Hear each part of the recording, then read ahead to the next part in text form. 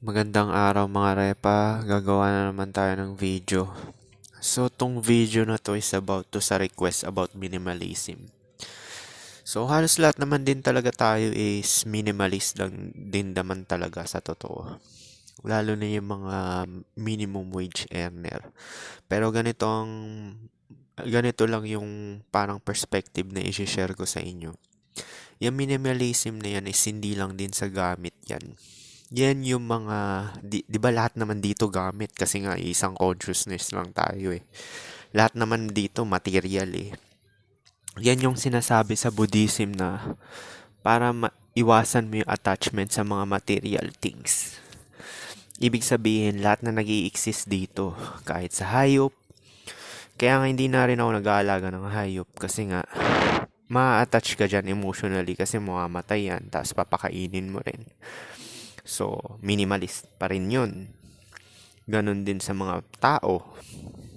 Ang pipiliin mo lang tao is yung hindi mo babaguhin yung sarili mo para i-please yung iba. Pero kung sa trabaho is formality lang gagawin mo para pakikipkapwa tao.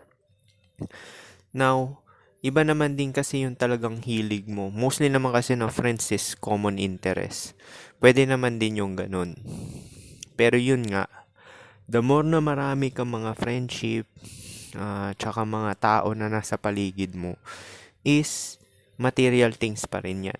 Kasi tao rin yan eh, di ba? So, i-maintain mo rin yung friendship. So, parang hindi ka rin gaano malaya. Kasi ang dami mong mga kaibigan. So, mas maganda is, hindi naman sa picky ka, hindi mo babaguhin yung sarili mo. At kusang lalapit sa'yo yung ka-vibration mo. Medyo metaphysical to, pero yun yung totoo eh. Kaya ako hindi ko binabago yung sarili ko. Kaya tingnan mo, unti lang din yung mga subscriber ko. Kasi ito lang din yung mga totoong tao na nakaka-relate sa mga binabanggit ko na share na knowledge. So, ganun din.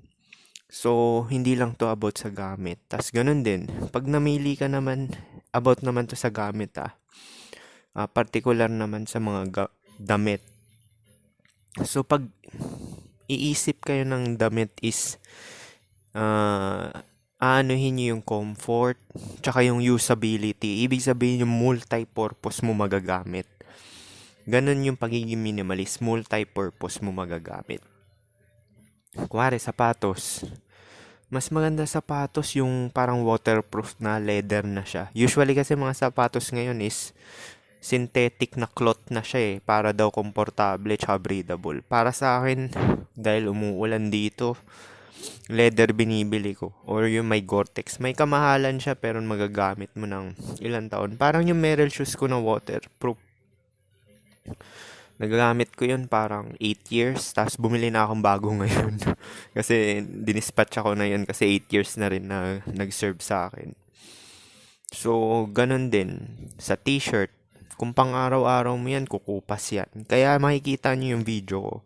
Naka-white t-shirt ako palagi. Bumili ako ng 9 na peraso nun. Para kahit laban ng laba, is puti lang din talaga siya. O, magiging dirty white siya katagalan. Pero hindi siya kukupas kasi puti na nga. Ano pa kukupas nun?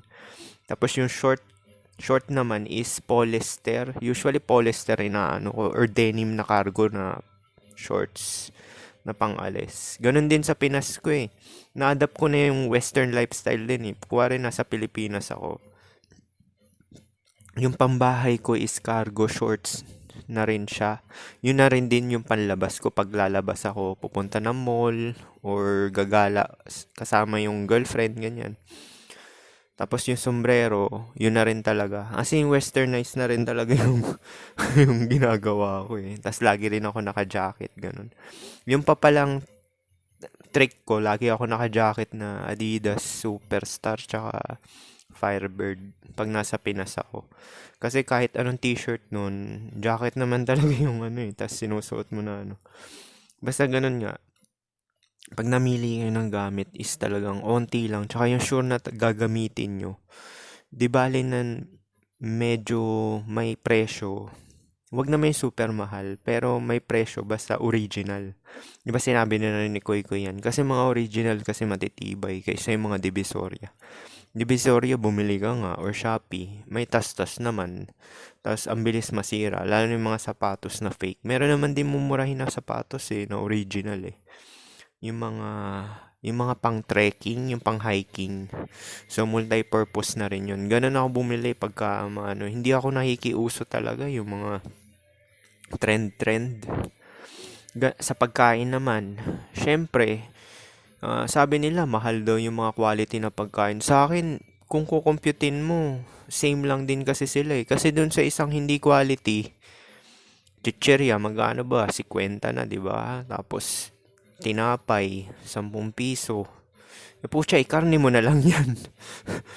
Para sa perspective ko lang yun, ikarni mo na lang talaga, tsaka kamote. Kasi ang labanan dito, calorie per per pack mahal nga yung kung titingnan mo, pero yung calorie per pack na inano niya, tsaka gram ng protein yung babasihan mo. Pucha, yung chichirya ba, Coca-Cola, may protein ba yan? Wala naman. Yun din natuklasan ko. Ang tinitira mo ngayon is lagi na lang nagko-concentrate ka sa protein. Hanggat maaari, depende yan sa height mo Nasa 30 gram ng protein to 40 per million Kasi yun yung absorb ng katawan mo readily. Tapos yung carbohydrates is bahala ka na. Basta, dadamihan mo rin yung carbo mo kasi yun din yung kinukonsume ng ng muscle mo lalo na pag active ka, naglalakad-lakad ka yung trabaho mo or construction worker ka. So, tataasan mo rin yung carb mo. Pero ang mahalaga talaga yung protein. Kailangan ma-meet mo yung daily protein. Tapos, bahala ka na kung anong carbs ng source mo na Pero syempre, piliin mo yung healthy nga na carb. Na gatas, carbohydrates din naman yan. Although may halong protein yun. Tapos may mga prutas din, saging. Saging ang mura na talagang mataas sa carbohydrates. So kung gusto nyo dayain ng carbohydrates yung katawan nyo, kasi yung ibang mga carbohydrates mahal tapos chemicals pa kagaya ng Coke. Yung energy na nabibigay ng sa saging ka na lang. Sa totoo lang. Kaya maraming kumakain ng saging talaga ng mga nagjo-gym kasi nga mataas talaga sa sugar yan. Tsaka talagang shoot agad yung energy na nabibigay niyan. Mataas din sa potassium. Na pero ako hindi kasi ako nagsasaging Pero yun nga, nagjo-juice na lang ako ng yung mga talagang biniblender ganon. So, minsan talaga kukumputin mo rin yung logical talaga yung gagamitin nyo na side na So, ano pa ba yung minimalist? Yun nga, yung sa pakikikapwa-tao na lang, kunwari nagtatrabaho ka. Tsaka yung pera mo, wala namang masama paramihin yung pera mo. Tapos, kahit milyon-milyones pa yan, basta wag ka lang magkaroon ng maraming ari-arian. Kasi yun talaga yung meaning ng materialism yung masyado ka na-attach sa buhay na parang ayaw mo na mamatay. Kahit nga sa katawan mo, sobrang vain na vain mo na na parang ayaw mo na mamatay. So parang yun yung nagpapadusa sa'yo. Na kaya nga sa Gnostics, 'di ba sinasabi nila, lahat naman dito is materialistic kasi nga buhay tayo. Kailangan talaga natin ng mga bagay-bagay. Pero yung iba nga talaga is hindi naman talaga importante. Dahil nabibrainwash na. Isa pa pala yan. Iwasan nyo rin yung panonood ng mga walang kwentang content, yung mga for entertainment. Actually, pag na-blackpill ka, hindi na mahalaga sa entertainment Kasi parang waste of time lang yan, tapos wala ding kwenta. Parang hindi na siya nagpapasaya ng spirit mo. Ibig sabihin yung dating ikaw, yung tanga-tanga, na blue pill yung mindset, natutuwa ka dun. Pero once na na-blackpill ka, na nagkaroon ka ng wisdom, is hindi na talaga mahalaga yung mga na yan. Ang mahalaga na sa'yo is itong mga sineshare ko na video na talagang isisik mo to. Kasi ito yung talagang nakaka-build talaga sa'yo ng spiritually, yung mga information. Kasi nga, di ba nga, Mostly naman kasi ng entertainment is binababa nila yung sarili nila. Kengkoy, tapos kabit-kabit, third party. So medyo predictable na rin, wala na rin kwenta. Tapos yung iba naman talaga, scripted yung mga romance, yung mga ganyan, yung parang relasyon nila. Which is obvious na rin. Pati nga yung away-away, suntukan, yung mga ganyan. Mga wala talagang kwenta yan. Wala talagang madudulot sa ano. Hindi kagaya nitong information is ito yung magpapalaya sa iyo kasi nga ito yung katotohanan. 'Di ba nga yung the more na marami ka nalalaman na katotohanan is the more na mas hindi ka nagiging attached sa material na bagay kagaya sa tao. Magiging detached ka na sa maraming tao kasi alam mo pag marami kang tao na ano, although doon nakasalalay survival mo pero sinasabi ko is marami kang mine-maintain. Kagaya nung kotse, bibili ka ng marami. Di ba, yung iba, yun yung pangarap, dumami yung kotse. Hindi mo kailangan niya, isa lang talaga eh. Kahit nga Toyota. Ang main purpose mo lang, point A to point B. Yun lang naman yung purpose mo eh. Pero sa akin, ayoko talaga magkotse. Kasi yung personality ko talaga, napaka-introvert ko talaga. Hindi talaga ubra sa akin yan. Mabubulok yung kotse sa akin. Na ano, mas gusto ko na lang talaga magbayad na lang na ano. Kasi ganun din naman, sino ba naman matutuwa sa akin? Boring naman buhay ko.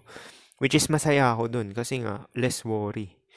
Tsaka wag din kayo madidepress na wala din kayong ganong kasama sa buhay. Kasi nga, illusion lang din yan. Lahat naman nagbabago eh. Wala naman talagang constant talaga na permanente dito sa mundo. Lahat naman na meet mo na tao ay ano lang talaga, nagdadaan lang yan. As nagmo-move on na rin. Kasi nga, bawat tao nila lang dito is priority nila ang sarili nilang survival din. So, kagaya mo rin siya. So, ganun talaga. Medyo parasitiko talaga tong realidad na to. Pero yun nga yung minimalism na sinasabi ko sa inyo. Is wag kayong masyadong ma-attach sa mga bagay-bagay tsaka sa mga tao. Kasi nga material din yung mga tao na yan eh. Tsaka yung mga i-maintain nyo. Kung may pamilya ka na at may anak, syempre, ang ipa-priority mo na lang talaga yung survival nila talaga. Tsaka na may makakain sila yung mga anak mo. Tapos, yun, mapapag-usapan nyo naman ng asawa yan na pareho kayo magtatrabaho. Tapos, i-distribute nyo na lang yung bawat trabaho talaga. Na ano, gano'n naman talaga dito sa mundo, hindi mo naman talaga makukuha lahat eh. May ikokompromiso at may ikokompromiso ka nga dahil nga yung time kasi natin eh, limitado lang talaga dito sa mundo eh. Dahil nga tumatanda tayo. So, ano pa ba sa mga minimalist? Yun, bibili ka lang talaga ng isa, kahit isa lang talaga ng mga bagay na gusto mo, tapos paulit-ulit mo. Kagaya nga ng sinabi ko, di ba? Kunwari white t-shirt lang, tapos yung polyester na short na ano. Tsaka multi-purpose pala. Yung bawat bibili nyong gamit is multi-purpose. Para kunwari, magbago ng setting na ano, pupuntahan mo is meron ka talagang ano. Tsaka mahalaga talaga pumera talaga na marami. Kasi hanggat may pera, kunwari, ninakawang ka man ng gamit yun, mabilis na lang bumili sa'yo ng bago. Tsaka hindi ka na-attach. Kasi minsan rin, dahil nga sa survival na program ng realidad na to, ng buhay is, minsan kasi talaga, pagkasalat ka talaga, nakakagawa ka ng kasamaan talaga eh. Pagkaunti pera mo. Kaya nga marami nagpo-pro ngayon sa Pilipinas dahil nga, yun na rin yung ano nun, rason dahil ang hirap talaga kumita ng pera. At the same time, liberated na rin sila sexually dahil yun nga, maraming ang lalaki na excess surplus. Tsaka may willing at may willing pa rin talagang magsisim tsaka sasaluhin sila kahit 100 pa yung body count nila.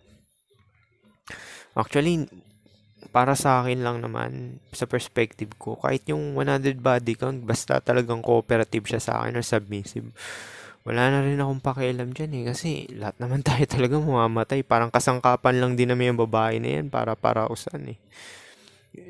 Eto, medyo masakit yun ah. Medyo black pill talaga na word yun. Pero kung isipin mo yan, yun lang talaga mabibigay talaga nila eh. Kasi ganun din, kung nasa relasyon ka, aasa rin naman talaga sila eh, kahit papaano eh. Or ikaw gagawing silbidor. Kung wala kang trabaho, ikaw silbidor. Ganun lang naman yun eh. So, ano pa ba sa minimalist? Yun, paramihin nyo pa rin yung pera nyo. Sa ano, bahala kayo kung paano nyo paramihin. Mga scam man kayo or ano. Wala naman din kasi talagang morality dito sa physical eh. Magkakaroon ka lang ng moral dahil alam mo yung tama at mali. Pero at the end of the day, ganun din naman talaga. Mamamatay rin naman talaga tayo eh. Pero sa akin kasi, dahil na-attain ko nga yung ganyan higher level ng awareness or enlightenment, is alam ko talaga na lahat talaga dito masama. Wala talagang positive dito. Yun lang din talaga yan eh. Wala talagang positive dito. Lahat negatibo. So parang gaantay lang tayo ng oras.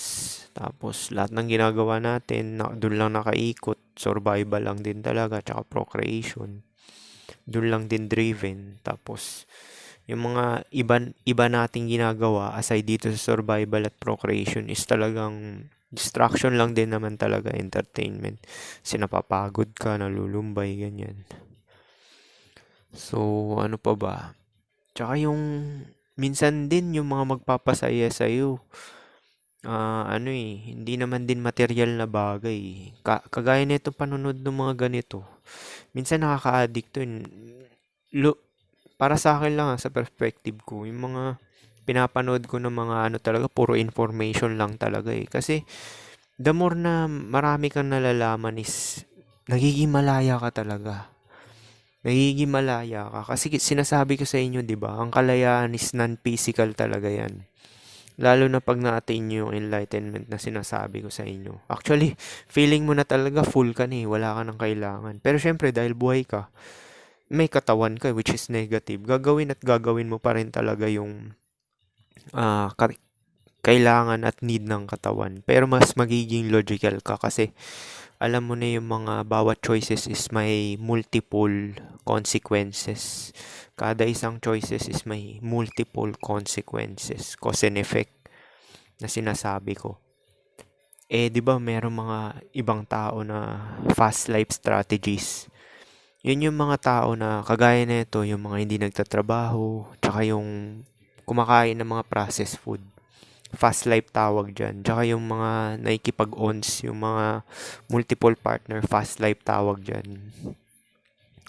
Merong slow life is yung ini-enjoy lang nila yung buhay nila tapos sabay um, kalkulado, parang ganun. Kagaya, itong ginagawa ko, medyo slow life to kasi nga, hindi ako nagpamilya at anak. Tsaka, hindi naman sa deprive ko yung sarili ko, pero alam ko kasi bawat ano talaga dito is yung happiness kasi is ano lang talaga yan eh. Cope lang din talaga yan eh. Usually talaga negatibo talaga na parati nangyayari. Pero syempre, masakit malaman yun. Lalo na sa mga red pillar tsaka mga blue pillar na utak. Yung mga talagang animal yung utak, di ba? Primal desires and animalistic um, impulses lang yung sila nagfa-function. So pagka narinig nila to is parang sasabihin nila defeatist ka or pessimist. Pero ang kalayaan talaga is sa truth talaga. Promise sa truth talaga yung kalayaan. Kaya nga, lalo na pagka natin nyo tong gano'n, malalaman nyo talaga mostly talaga ng mga tao is nag-aanuhan lang sila, nagwa-one-upan. Ibig sabihin, gusto makalamang sa isa't isa. Which is yun talaga yung default state talaga na itong realidad na to. Kaya mas maganda talaga pumera ka talaga eh. Pumera ka talaga kasi nababay niya yung time eh. Ng onte ah. Hindi ko sinasabi naman na nababay niya yung time. Kasi, kuwari may hobby ka, kagaya nitong sa akin, pag-exercise.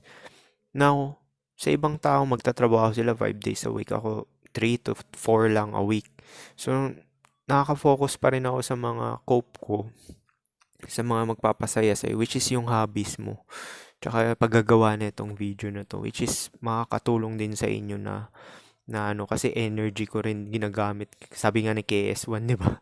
Nung pinapanood ko rin na and Darkened Wanderer, na actually selfless act din tong ginagawa ko kasi nga nagsishare ako ng knowledge sa inyo na hindi naman ako kumikita ng pera, na yung boses ko, wisdom na sinishare ko, battery, ganito rin yung sinabi niya, which is sinishare ko lang din sa inyo na kasi nonsense naman din na ikimkim mo lang to, mas maganda i-share mo na lang din, di ba?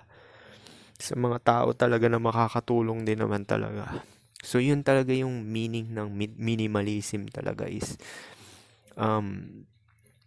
hanggat maaari is papataasin nyo pa rin yung knowledge nyo tsaka wisdom nyo na mag-seek ng truth, which is dun talaga ang ultimate truth talaga is survival and procreation lang talaga yung main purpose ng buhay, at lahat ay distractions or cope na lang. Tsaka hindi na kayo dapat ma-attach sa mga bagay-bagay dito kahit sa tao, kasi nga lahat naman dito is may katapusan at panandalian lang din na Tsaka kung sa gamit naman, multi-purpose sa tao is yung magpapakatotoo ka para ma-attract mong tao, ganun din. Halos kasi mo rin talaga ng vibration or ugali. Tsaka huwag kayo although mahirap to kasi hindi nyo naman na-attain yung enlightenment Yung parang focus nyo na lang talaga yung sarili nyo sa survival nyo. Tapos, in the long run din naman talaga, may isip mo, dun at dun na lang din talaga yung pinaka-importante at mahalaga talaga. Actually, minsan nga, mas masaya na ako sa ganito, yung paulit-ulit na ganyan, nag-exercise kada tapos kain ng mga quality talaga na pagkain. Yung sinasabi na self-improvement na depende na lang yan kung sa mindset nyo, kung blue pill pa rin talaga kayo, which is nagsisik ka pa ng external outside sa inner peace mo, which is yung wisdom or knowledge na nalalaman mo. The fact na black pillar naman yung mga subscriber ko is malamang halos lahat naman dito is medyo malaya naman onte yung utak nila. Kasi alam na nila yung katotohanan na dun at dun din talaga iikot about sa lookism. Mahalaga pala yung lookism para sa respect ng tao, tsaka opportunities. Tapos pumera, kasi sa pera nababay mo yung time.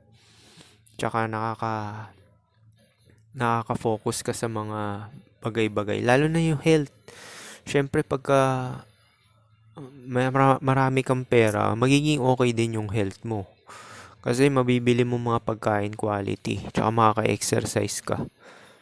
Tsaka mababay mo yung oras, 'di ba? Makasik kayo na knowledge neto.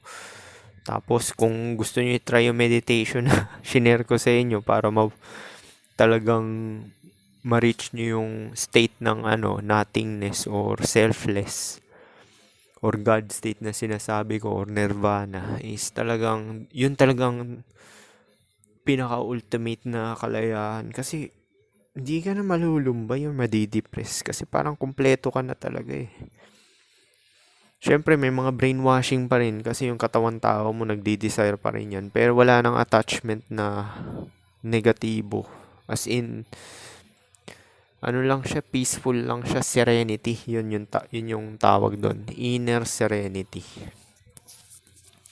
So paano? Yan yung black pill perspective na minimalist. Hindi lang siya sa bagay, damit, tsaka sa pangkalahatan siya.